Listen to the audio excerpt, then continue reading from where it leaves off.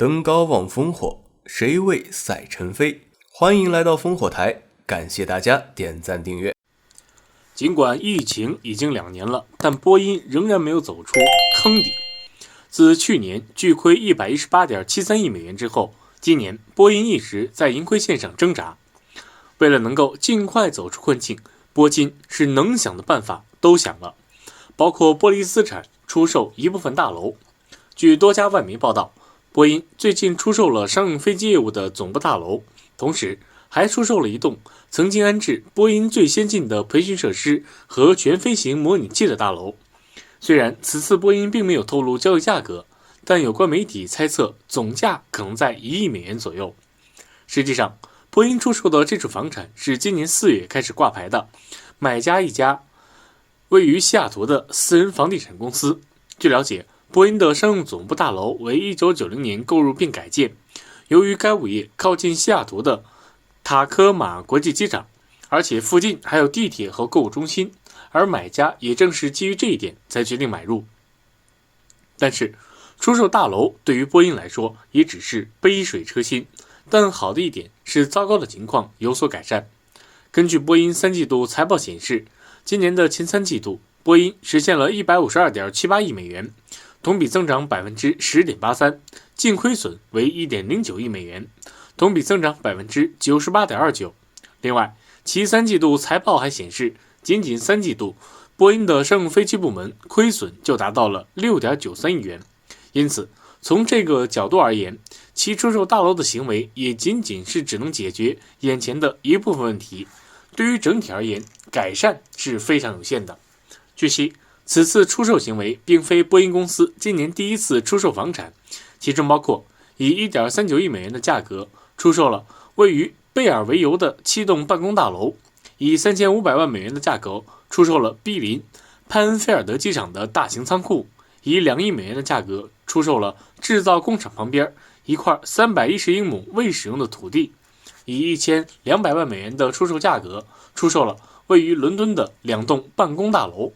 等等等等。综合而言，波音的问题既有内因又有外因，但是总归来说，内因是其陷入困境的主要原因。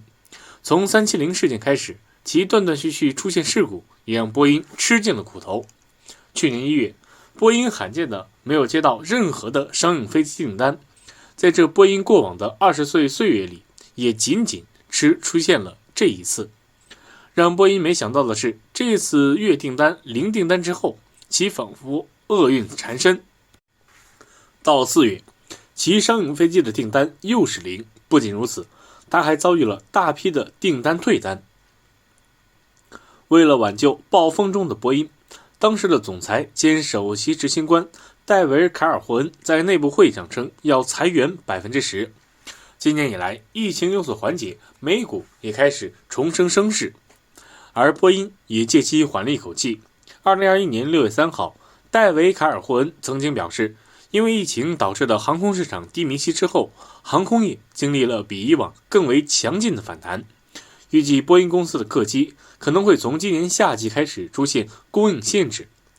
除此之外，波音还试图将737 MAX 系列飞机订单的价格大幅提升，以缓解公司的财务压力。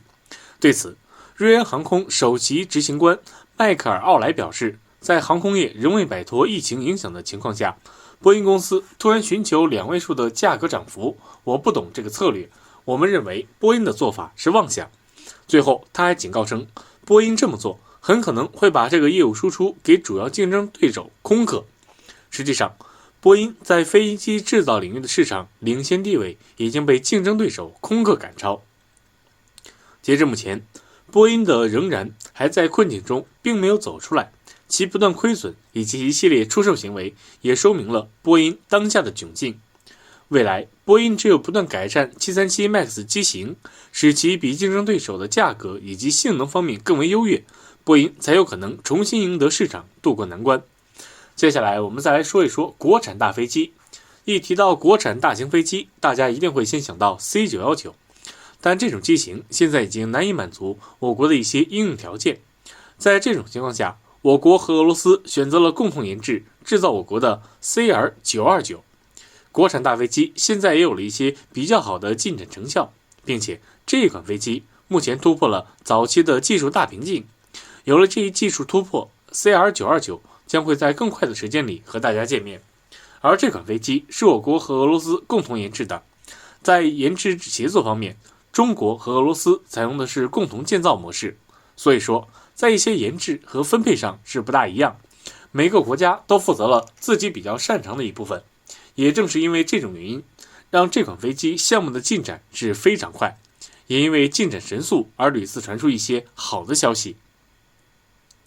根据俄罗斯中央空气流动学研究所的官方消息来看，这款飞机已经进行了风洞的研究实验。在经过了这一阶段之后，也就意味着这款飞机可以进行原型机的建造阶段。这样的发展也不禁让大家感叹，确实是两国合作的东西进展也更为迅速。这款飞机采用的是全经济舱的布局，因此是满足了我国国内市场更大载客量的需求。它可以同时容纳下440名乘客。此外，为了更多商业飞行做打算，而还在研制的 CR2929 的增长或者说是缩短款，也就是说，这一飞机型号将会成为一个完整的系列。在研究出正常的科技之后，会对其进行缩短或者加长，这些都是为了满足我国更多的乘客需求。在航空电子系统上，这一款国产大飞机考虑到了人机交互的设计。整体航电性能和 A350 型飞机相比较，运用的是一家公司比较成熟的模式，并且还使用了几块大尺寸的液晶显示屏，代替了类似于波音738的分立式显示屏，能够让驾驶员有更好的一些信息接收。当然，作为我国的国产飞机，它还是结合了之前的一些经验和模式，对于我们难以把控的技术，也是直接交给了外国来进行研发。值得一提的是，我国对于这款飞机的先进复合型材料就使用了超过 50%， 钛合金的运用量更是达到了 15%， 这对于中国来说是一个巨大的科技进步。采用如此高的复合型材料运用比例，在中国没有先例，风险很高，但是也正是这样体现出了我国对这一款国产大飞机的研发目标。虽然说这样的运用已经得到了比较好的呈现，但是技术上的发挥还是需要更多的进步。因为我们在复合型材料蒙皮的运用上水平并没有大家预计和想象中的高，所以在飞机一些研发和其他机型的复合材料运用上也会相对的比较小心。虽然我们在这一机型上进行着复合材料的试验阶段，也验证了大尺寸碳维纤维复合机身材料的制造方式，但是想要将它进行到实际应用的完成，还需要有更多的技术支持才可能做到完善。大家对于这一项目的建成其实最先是有一个预期，而现在的进展速度也可以堪称是神速。即使发展的速度快了，但是并没有因此产生技术难以跟上的效应，甚至还一直都有好消息传来。风正实验的验证更证明了我国有更多的技术提升性。这款飞机的起飞重量最高也可以达到250吨，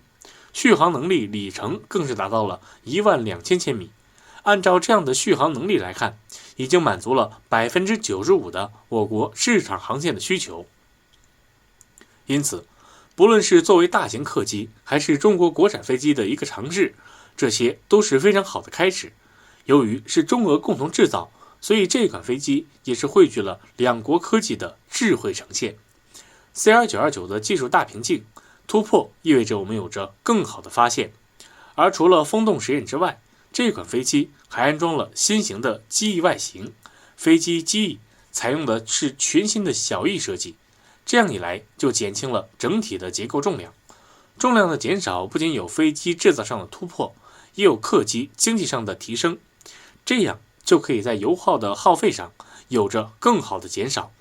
这样的实力，我觉得是比波音系列更加成功的飞机。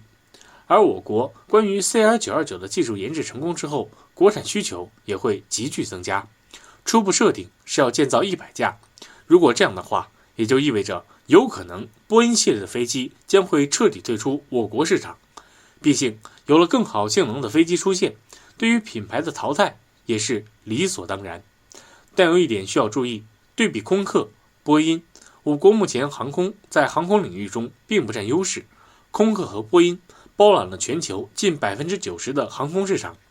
尽管波音737 MAX 因为2019年的特大空难事故导致销量直线下滑，但随着各国适航证的准批，波音飞机的状态有所回暖。空客则更不用说，在波音737 MAX 因事故导致销量停滞的时间，空客抓住机会扩大订单量，其市场份额不断提升。国外在赚钱方面可不会心慈手软。尽管罗罗、通用电气与我国航司合作的意向很大，但对于他们来说，赚钱才是首要目的。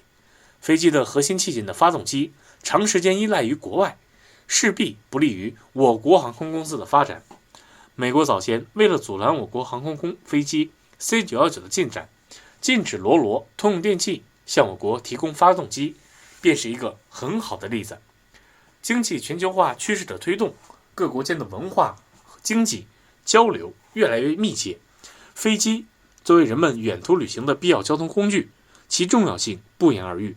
我们想要在航空市场站稳脚跟，核心技术是必不可少的。祝愿中国的航空事业愈发兴盛，早日克服技术难题，书写出一段属于中国大飞机的神话。